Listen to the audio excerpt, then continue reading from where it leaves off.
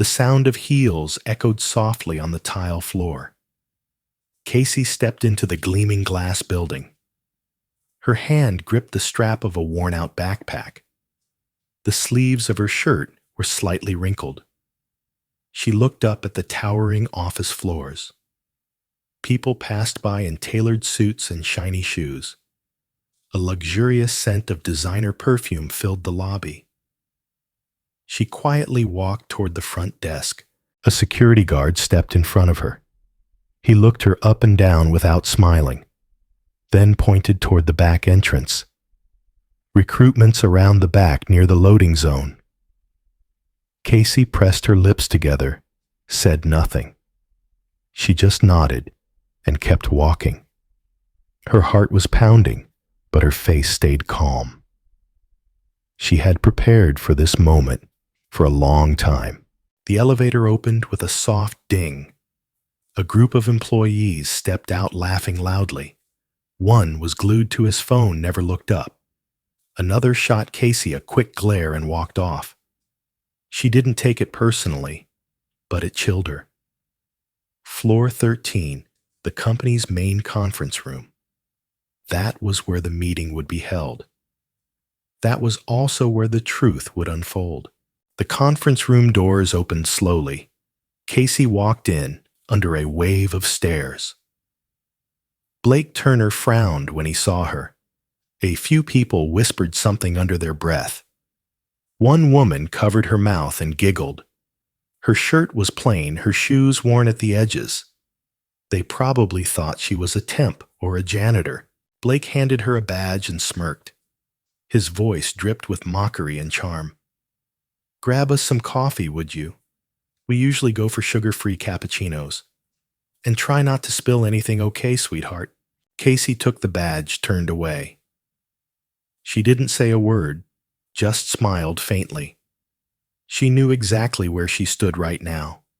And more importantly, she knew who she was. Inside the bright glass room, voices echoed. The meeting had already begun with loud energy. Blake stood at the center, commanding attention. He pitched the company's next AI expansion plan. Slides flashed vague charts and buzzwords. Some folks nodded half-heartedly out of habit. Casey sat quietly in the corner. She opened her personal laptop without a word. A presentation file waited simple, clean, sharp.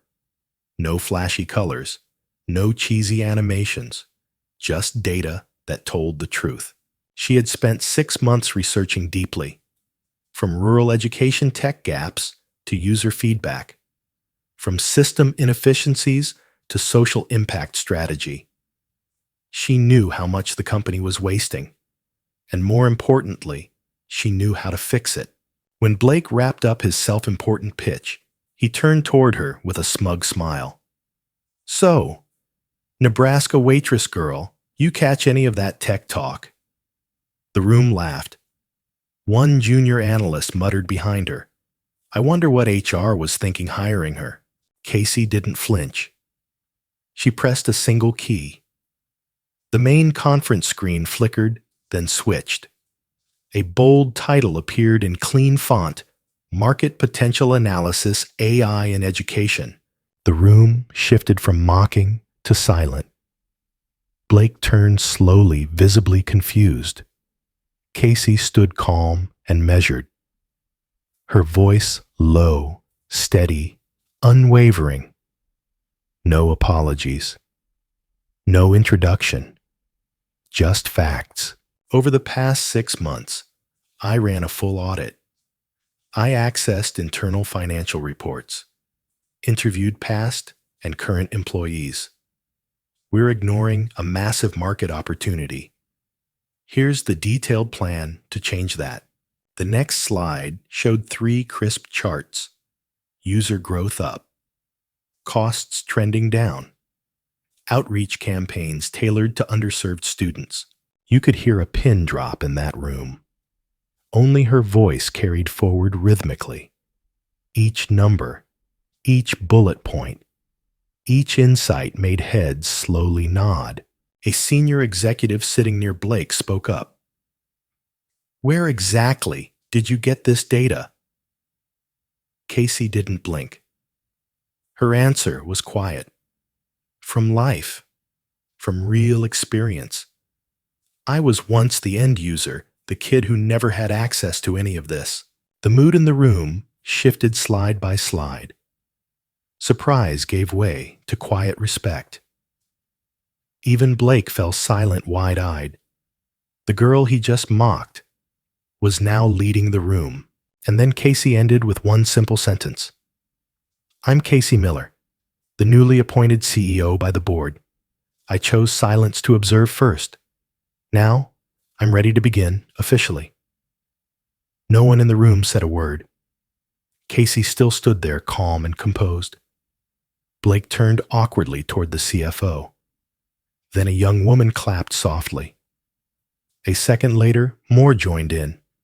Not the kind of polite, forced clapping, but real overdue acknowledgement. Casey nodded and quietly took her seat. Blake took a sip of water and asked quickly, If you're the CEO, why didn't you tell us earlier? We should have known from the start. Casey answered, voice steady but gentle. I wanted to see the real company culture, not from paperwork, not from reports, but from eyes, from how people treat each other. And sadly, some failed that test. She didn't name names, but everyone knew exactly who she meant. Blake flushed red, trying to stay composed. Another director stepped in to ease the tension. Casey, that was a powerful presentation. I'd like to schedule a private meeting. I think our development team needs to see your plan. Casey nodded, and the meeting ended in a strange mood. Some were excited. Some were uneasy. Some saw opportunity. Others saw threat. Casey walked out of the boardroom. A young assistant hurried over to hold the door. She smiled shyly, eyes full of gratitude. Thank you for speaking up. You gave people like me real hope. Casey placed a hand gently on her shoulder. Her voice warm, steady, like a promise. This isn't just my story. We're going to change everything together. That afternoon, Casey returned to her office. No one asked her to fetch coffee anymore. Blake kept his distance, unusually quiet. But Casey didn't care about that. She was reviewing the entire company structure. Her name now glowed on the glass door, Casey Miller, Chief Executive Officer. And that was a truth no one could undo. She called HR in for a private meeting. A small group, but an important one. She began with what needed to be said. I want to know in this company who has ever felt overlooked or disrespected. I want to meet them, one by one. The head of HR hesitated, but eventually nodded, fully understanding. Casey didn't want to be a boss. She wanted to be a real leader. For the next 3 days, she just listened. Listened to stories from former and current staff. People forced into unpaid overtime. People ignored for not having elite degrees. People dismissed for dressing too simply. Each story fueled her resolve. This was a place that needed healing from the root. One afternoon, she called a gathering. Everyone was asked to meet in the lobby hall. No banners, no microphones, just a single chair in the middle of the room. She stepped up and spoke from the heart. I was born in a gas station in Nebraska. My mom taught me how to wipe a table right and how to look people in the eye. I used to serve coffee 12 hours a day, but I never let anyone forget. A person's worth isn't measured by their suit. The room fell silent. A few eyes welled up with tears. She went on, voice unwavering. I won't let anyone here feel small in their own workplace. We don't need fake smiles. We need real kindness from the inside out. Each word, each pause, felt like waking something long buried. An older employee stood up first. He bowed his head slightly and said softly, "Thank you for giving me a second chance." Then a second person stood, then a third. And slowly, the heavy air began to lift. The next morning, Casey arrived at work early. In her hands were 2 cups of hot coffee, one for herself. The other she placed gently on the front desk. She smiled at the elderly security guard. He looked up, then quickly looked away, embarrassed. Casey didn't hold it against him. Prejudice doesn't come out of nowhere. It's fed by years of silence and neglect. She was determined to change that piece by piece. Inside the office, the atmosphere began to shift.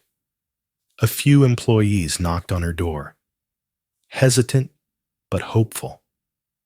They brought ideas, proposals that were once ignored or shut down. Casey listened to every word. She took notes, asked questions, and smiled genuinely. A young engineer, visibly nervous, whispered to her, "It's the first time I've felt like my opinion mattered." Blake, on the other hand, was different. He became quieter, more withdrawn. Gone were the sarcastic remarks, but his eyes still held suspicion. A week later, Casey hosted an internal meeting. The topic: culture and trust in the workplace. She didn't stand on a podium. She sat in a circle as one of them. She opened with a single question: "What made you want to quit this company?" At first, no one dared to speak. Then a soft voice broke the silence.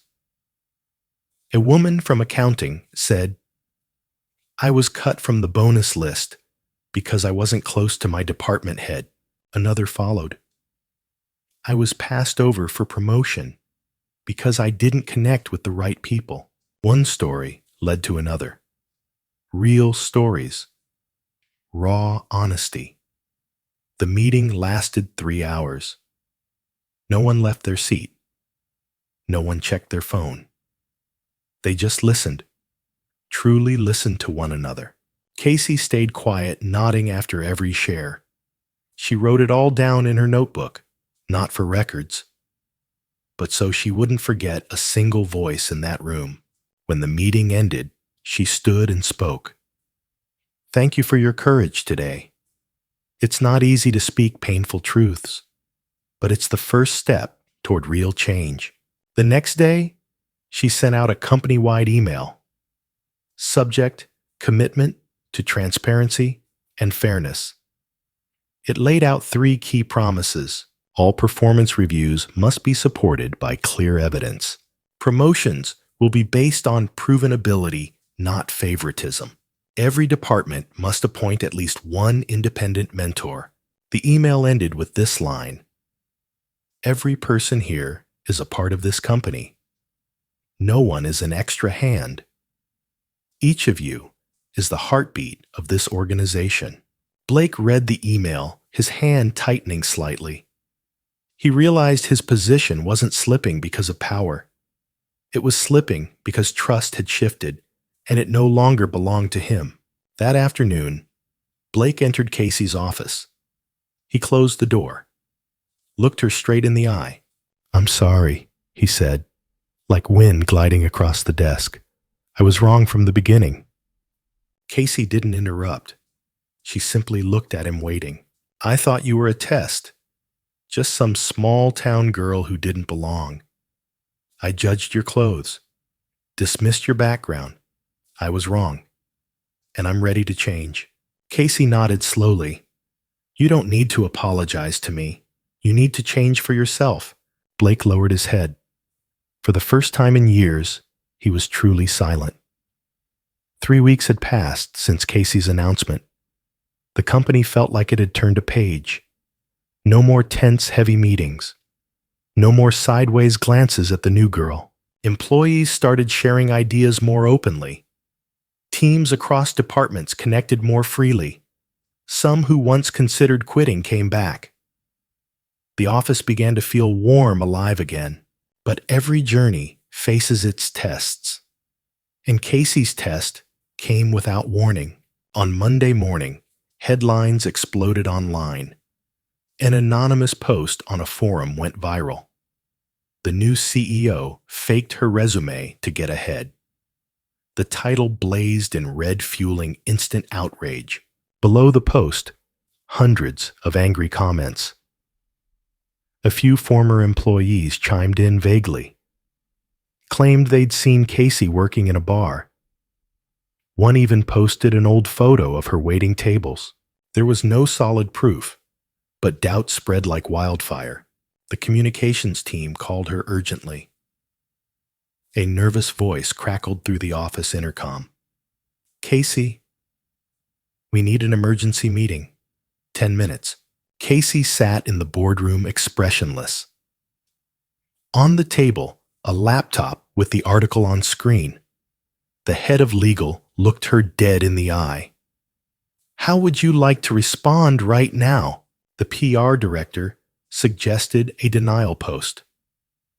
Another wanted to track down the leaker. Some said nothing, avoiding eye contact. Casey folded her arms, took a deep breath. Her eyes locked onto the projector screen.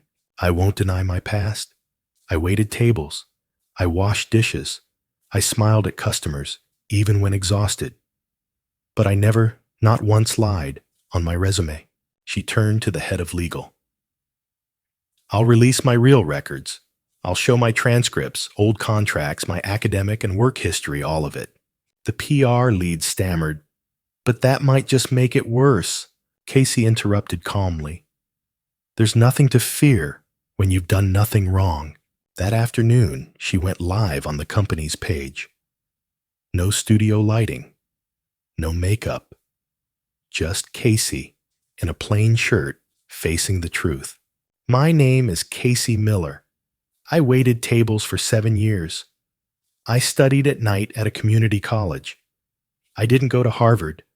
I don't have a fancy MBA. But I'm real, and I'm not ashamed." Under the video, comments poured in. People called her brave. Others shared their own stories. One student wrote, "You're the reason I keep studying while working night shifts." 3 days later, the fake post was removed. The leaker turned out to be a former employee, someone let go for falsifying documents. Blake walked into her office with a printed statement. He placed it on her desk, nodded slightly. "I used to think you were just good with words. But today, I see you know how to stand your ground." Casey smiled, saying nothing more. Because she knew you don't have to win every fight. You just have to face the truth when it's twisted. 2 months had passed since Casey first arrived. The energy inside Phoenix AI had completely transformed. Productivity soared. Staff turnover dropped. Even former clients returned to renew contracts. Media outlets started paying attention to Phoenix AI. One headline read, "The former waitress, now running a tech company." The story went viral within a day. A candid photo of Casey smiling modestly spread like wildfire. A journalist asked her, "What do you think about being called a symbol?" Casey smiled softly. "I'm just someone who listens and doesn't give up." But as the light grew brighter, so did the shadows. A group of longtime shareholders began expressing doubt. They claimed the company was losing its tech identity. They feared Casey's vision leaned too much toward community and not enough toward short-term profit.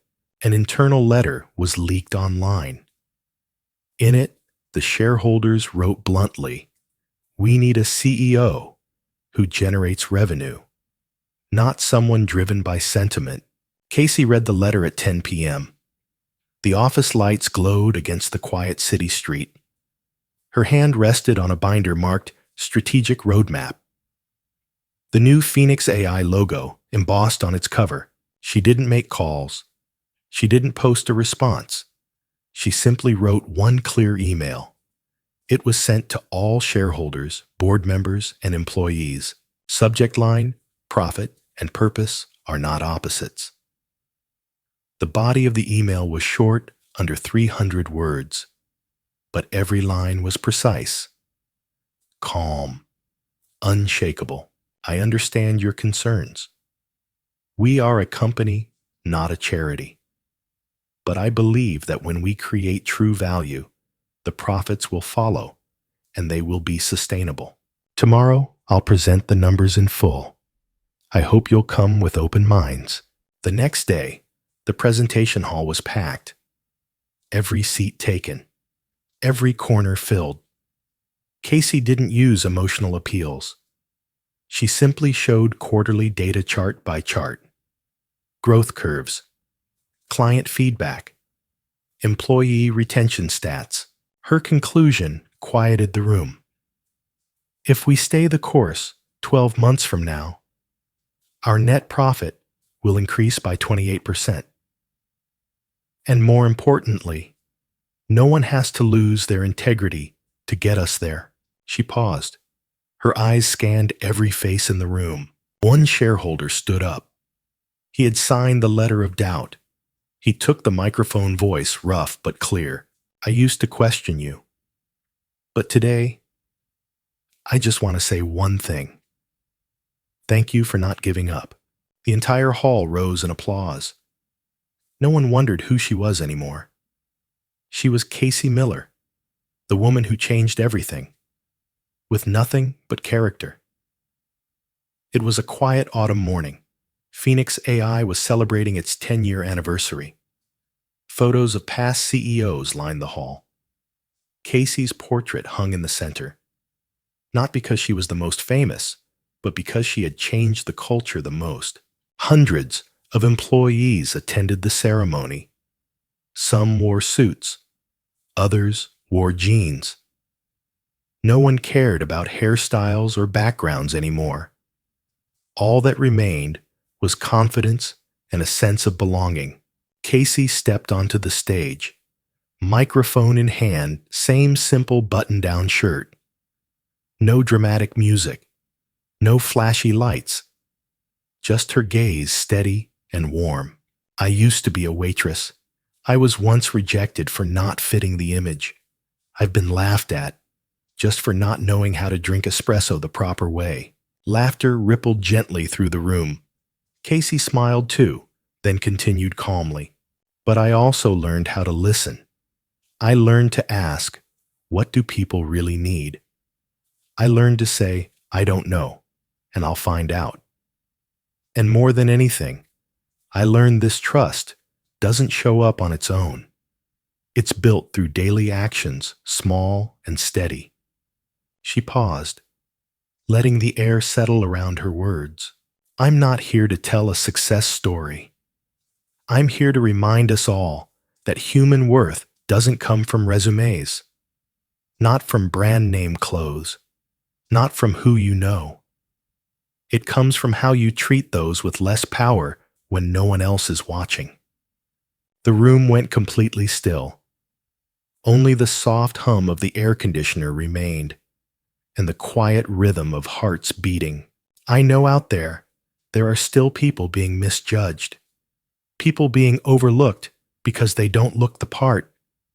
And I hope even just once, you'll reach out your hand instead of turning away. Applause began slow but full of weight. A few employees wiped their tears silently. Casey stepped off the stage. No one stopped her for photos. They just watched her with quiet, genuine respect. After the ceremony, she took a quiet walk. She paused at the small nameplate in the lobby. Beneath the line, Phoenix AI, build with heart, was a new message added just that morning. At this company, every voice deserves to be heard. Sarah, her old friend from Nebraska, called. Her voice shook with emotion through the phone. I watched the live stream. My whole family cried. You didn't just change a company. You made people like us believe that maybe we can change the world too.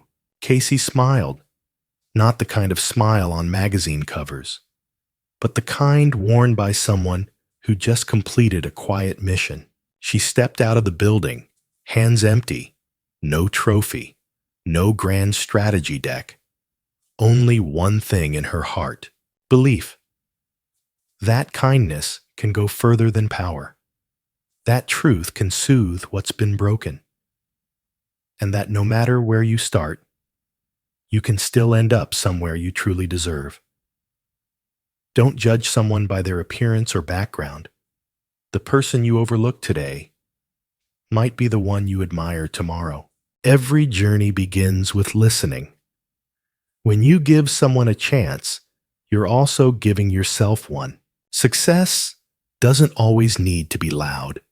Sometimes patience and kindness are the strongest voices in the room. What would you do if you were underestimated on your very first day at work? Would you stay silent or rise up and prove your worth? Let us know in the comments below. And if you believe a person's value comes from how they live, not where they started, don't forget to subscribe for more stories like this. We'll see you in the next video.